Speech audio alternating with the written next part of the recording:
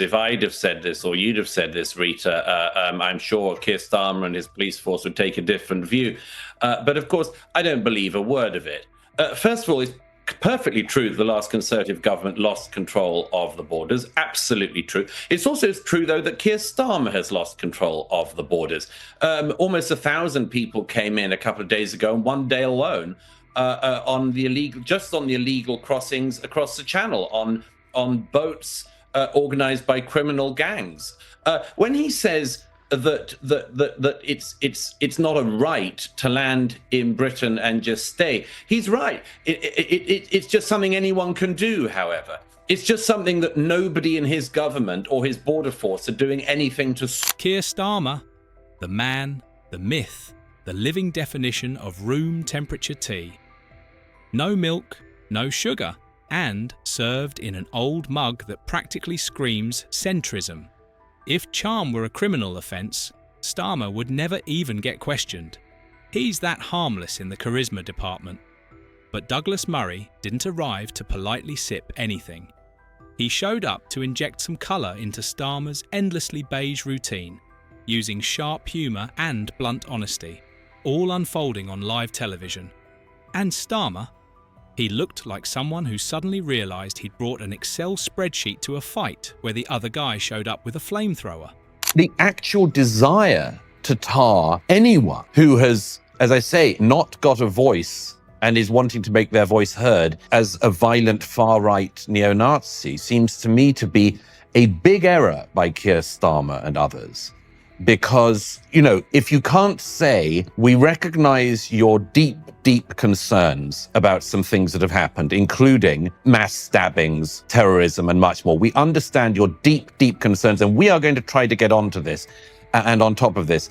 But there is no excuse to turn out on the streets and be violent against your Muslim brothers and sisters and neighbors or anyone else. If they can't say that, they just cannot say it. They just have to go to the secondary thing. Let's start with the basics. Starmer's entire political approach can be summed up in one simple word: pretending. Every day he seems to wake up wondering how he can make himself even more forgettable than the day before. It's almost like he's auditioning to play standard British man in a BBC drama that nobody asked to be made. His version of leadership? Not too left, not too right, not too bold, just endlessly dull, like mashed potatoes that were left out long enough to lose any flavour they had. Meanwhile, we've got Keir Starmer, the Prime Minister. Well, he's in danger of being arrested with some of the commentary he's been tweeting.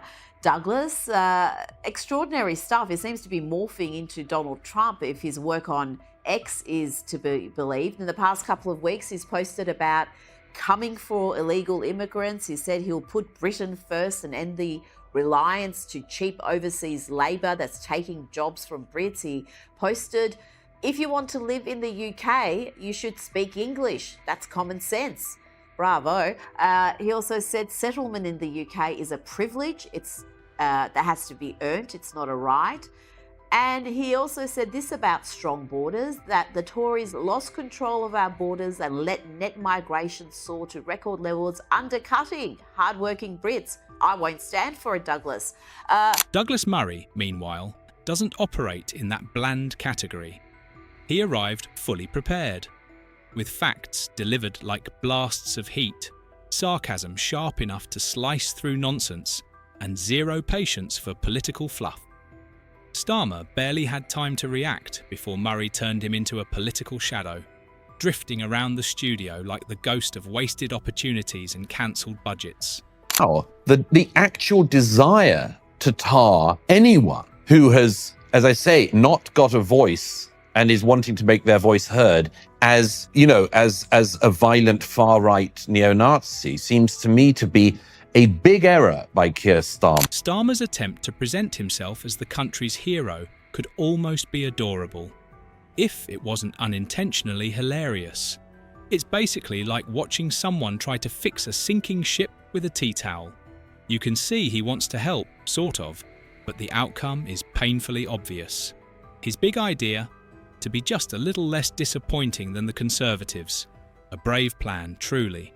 Let's see how that goes. Now, Douglas, it's happened again. Keir Starmer is again tweeting like he's Donald Trump, an angry Donald Trump. He posted, "You have every right to be angry about small boat crossings. I'm angry too." And he's promised all sorts of action there. But Douglas, the number of people claiming asylum in the UK in the past year in 2024 was the highest since records began. They're not really doing much to solve this issue. Under Starmer, the Labour Party has shifted from a passionate political movement to something that resembles a local council's risk assessment team. Exciting stuff, right? He's the type of leader who, during a nationwide crisis, would create a task force, arrange a consultation, and publish a strongly worded document, which nobody, not even him, would ever bother reading. And when it comes to avoiding real problems, Starmer is performing at Olympic level. Immigration crisis? We'll look into it. Rising inflation? We're considering our options. Public sector strikes? We respect the process. In plain English, he's doing the political version of hiding under a blanket with his headphones on, hoping the world gets tired and leaves. What do you offer? Revenge with knives. We don't give a damn anymore. Who dies first? Keir Starmer. Douglas Murray wasn't convinced by any of Starmer's lines. He called out the empty catchphrases, the focus group approved leadership, and the idea that Starmer actually has a genuine plan, when his biggest accomplishment seems to be running meetings designed to avoid upsetting anyone at all. Spoiler: the strategy failed. People are still annoyed, just a lot more bored than before. And we can't ignore Starmer's remarkable ability to talk for ages without actually saying anything.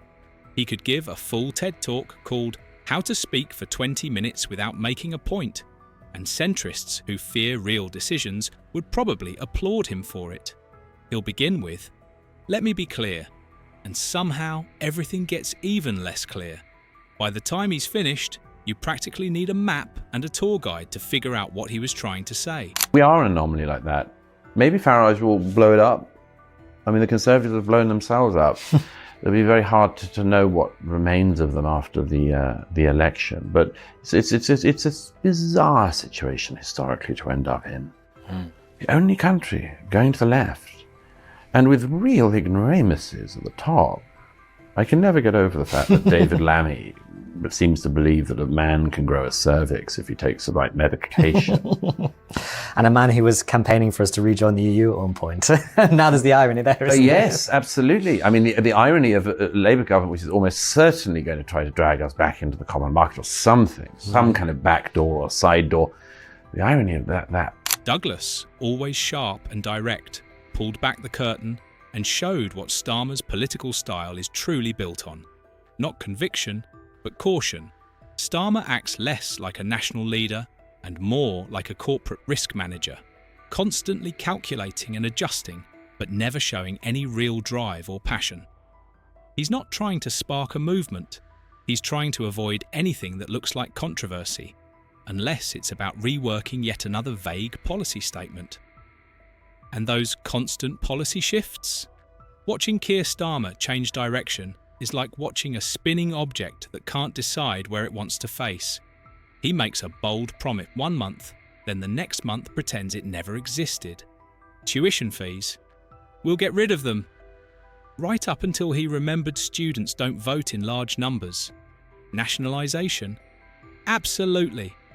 Until he realised companies have a lot more influence than frustrated commuters. His selective memory could compete with a streaming recommendation engine, one that only suggests politicians in grey suits who've truly mastered the skill of forgetting their own commitments.